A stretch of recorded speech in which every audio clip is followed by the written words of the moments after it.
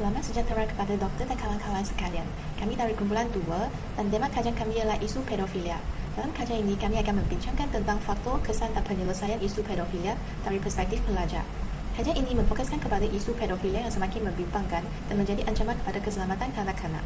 Persoalan utama kajian melibatkan faktor-faktor yang menyumbang kepada kejadian ini dan kesan-kesan dialami oleh mangsa serta langkah-langkah yang dilaksanakan oleh pihak berwajib dalam mengurangkan risiko.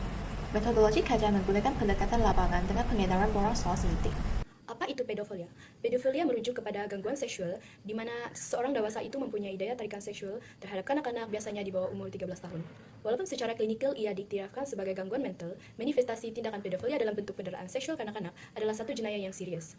Menurut statistik kajian, antara tahun 2017 hingga 2024, sebanyak 6.990 kes jenayah seksual terhadap kanak-kanak telah dilaporkan, dengan 1.570 kes direkodkan pada tahun 2023 saja. Dalam konteks Malaysia, kes seperti ini sering tidak dilaporkan disebabkan stigma dan rasa takut dalam kalangan masyarakat. Seterusnya ialah latar belakang isu. Istilah awal iaitu pedofilia yang digunakan oleh Richard von Krafft-Ebing pada abad ke-19 dalam bukunya iaitu Psychopathia Sexualis yang mengklarifikasikan sebagai penyimpangan seksual dan ianya fokus pada aspek psikologis pelaku. Seterusnya perkembangan pada tahun 1980-an, penyelidik mengaitkan isu ini sebagai gangguan neurologis dan kepribadian. Seterusnya ialah data dan statistik. Di negara Indonesia sebanyak 256 kes pada tahun 2012 dan meningkat sebanyak 378 kes pada tahun 2013. Seterusnya, di Malaysia pada tahun 2018 sebanyak 20.3% kes pedofilia yang berlaku dalam masa 6 bulan pertama. Seterusnya ialah kes Nur Jazlin pada tahun 2007 iaitu kes yang agak terkenal. Nur Jazlin ditemui mati akibat kekerasan seksual yang kejam. Ini mengejutkan masyarakat dan meningkatkan kesedaran masyarakat. Kesimpulannya, kes pedofilia ini merupakan satu halangan yang serius untuk perlindungan kanak-kanak global. Seterusnya ialah punca dan faktor. Faktor yang pertama ialah faktor psikologi. Sebagai contoh, pengalaman trauma semasa kecil termasuk menjadi mangsa penderaan seksual seringkali meninggalkan kesan mendalam terhadap psikologi seseorang. Trauma ini seringkali mengganggu perkembangan emosi dan tingkah laku individu dan berpotensi menjurus kepada perilaku bermasalah. Kedua ialah masalah kawalan emosi dan kekurangan empati sering dikaitkan dengan narsisisme atau psikopatik. Kerana individu yang mempunyai kesukaran mengawal emosi seringkali dikaitkan dengan tingkah laku yang tidak beretika dan merosakkan, termasuk eksploitasi orang lain tanpa rasa bersalah.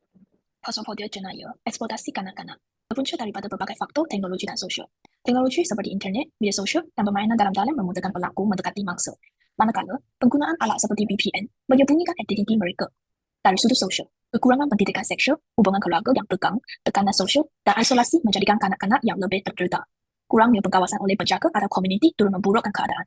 Usaha pencegahan memerlukan pendidikan, pengawasan, dan sokongan berterusan daripada semua pihak. Faktor keempat iaitu faktor budaya dan institusi. Yang pertama, amalan perkahwinan bawah umur yang diterima dalam sebagai budaya, tetapi bukan semua kanak-kanak boleh menerima sendirinya berkahwin dengan orang yang lebih tua. Yang kedua, kelemahan penguatkuasaan undang-undang dan hukuman yang ringan terhadap pelaku, iaitu hukuman yang paling berat ialah dipenjara selama 20 tahun. Yang ketiga, stigma terhadap mangsa yang menghalang laporan jenayah. Kita lihat kesan terhadap mangsa. Mangsa akan menerima kesan dari segi emosi, gangguan perkembangan, dan impak fisiologi. Kesan dari segi emosi iaitu mangsa akan mengalami kemurungan atau gangguan tekanan pasca trauma, iaitu PTSD. Seterusnya kita lihat dari segi perkembangan, iaitu dia akan menyebabkan mangsa sukar untuk menguruskan emosi, menghalang mereka menjalin hubungan dengan orang lain, terutama jantina yang berlainan. Kita lihat impak fisiologi, iaitu mangsa akan menerima gangguan tidur dan sakitan kronik. Untuk kesan kepada keluarga bangsa, yang pertama ialah perasaan keluarga yang berasa marah dan trauma keluarga. Sebanyak 61.3% keluarga merasa marah apabila mengetahui anak mereka menjadi mangsa pedofilia. Kemarahan ini selalunya berpunca daripada rasa tidak berdaya dan gagal melindungi anak-anak mereka daripada bahaya. Emosi ini boleh menjejaskan keharmonian keluarga kerana ia seringkali membawa kepada konflik atau tekanan yang berpanjangan. Stigma sosial atau ketegangan dan pengasingan sosial juga merupakan salah satu kesan kepada keluarga. Sebanyak 54.8% keluarga melaporkan bahawa stigma sosial menyebabkan pengasingan sosial. Mereka mungkin menjadi sasaran tuduhan atau spekulasi daripada masyarakat yang akhirnya membuatkan mereka menarik diri daripada pergaulan. Hal ini menjadikan mereka terputus daripada sokongan sosial yang sangat diperlukan untuk menghadapi trauma. Terusnya ialah beban kewangan. Banyak 71% keluarga menyatakan bahawa kos rawatan psikologi untuk mangsa menjadi beban utama. Kos ini merangkumi sesi kaunseling berterusan, terapi trauma, dan juga rawatan lain yang sangat diperlukan oleh mangsa untuk pulih. Namun, ramai keluarga berhadapan dengan kekangan kewangan menjadi rawatan ini sukar untuk diteruskan. Untuk kesan kepada masyarakat, pertama ialah ketidakpercayaan dan ketakutan kepada institusi. Sebanyak 87.1% responden melaporkan bahawa kes pedofilia meningkatkan kebimbangan terhadap keselamatan kanak-kanak. Orang ramai merasa kurang yakin dengan sistem perlindungan yang sedia ada, kerana kes-kes seperti ini seringkali menunjukkan kelemahan dalam penguatkuasaan undang-undang dan pencegahan awal. Terusnya ialah kos ekonomi dan sosial. Sebanyak 61.3 responden menyatakan bahawa kos rawatan psikologi untuk memaksa menjadi tanggungan terbesar masyarakat. Selain itu, kos ini melibatkan penyertaan tenaga pakar seperti kaunselor, psikologi dan juga doktor. Keperluan ini menunjukkan bahawa kes pedofilia bukan sahaja isu individu, tetapi juga beban kolektif pada masyarakat. Akhir sekali, ialah normalisasi perlakuan tidak wajar dengan penyebaran pornografi kanak-kanak. Sebanyak 80.6% responden percaya bahawa penyebaran pornografi kanak-kanak menyumbang kepada peningkatan risiko eksploitasi seksual. Dengan seperti ini menjadi media bagi pelaku untuk menggalakkan dan menormalkan tingkah laku pedofilia. Oleh itu, penguatkuasaan yang lebih ketat diperlukan untuk menghapuskan bahan-bahan ini dari platform digital.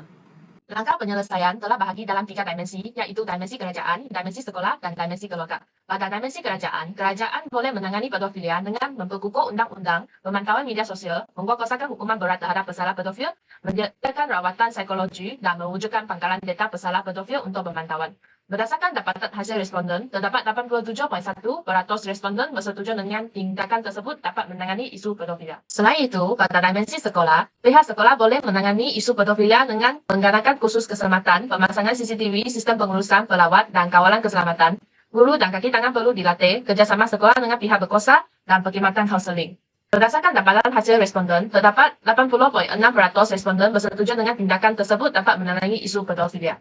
Seterusnya, pada dimensi keluarga, bagi menangani isu pedofilia, ibu bapa perlu mendidik anak mengenali bahagian-bahagian pendidik seks mengikut umur, mengingatkan anak-anak tentang bahaya pemangsa pedofil, mengajar mereka menolak sentuhan yang tidak sesuai dan pendaftaran anak dalam kelas bertahan diri. Berdasarkan dapatan hasil responden, terdapat 61.3% responden bersetuju dengan tindakan tersebut dapat menangani isu pedofilia. Sebagai penggulungan, kajian ini telah memenuhi objektif dan berjaya menjawab persoalan kajian yang telah ditetapkan dalam kajian ini. Berdasarkan dapatan kajian yang telah diperolehi, majoriti daripada responden mempunyai pengetahuan asas mengenai isu pedofilia ini di mana mereka turut mempunyai persepsi dan fahaman yang berbeza terhadap isu ini. Kata, kami berharap agar kajian ini mampu meninggalkan impak yang positif dan bermanfaat kepada semua pihak. Sekian, terima kasih.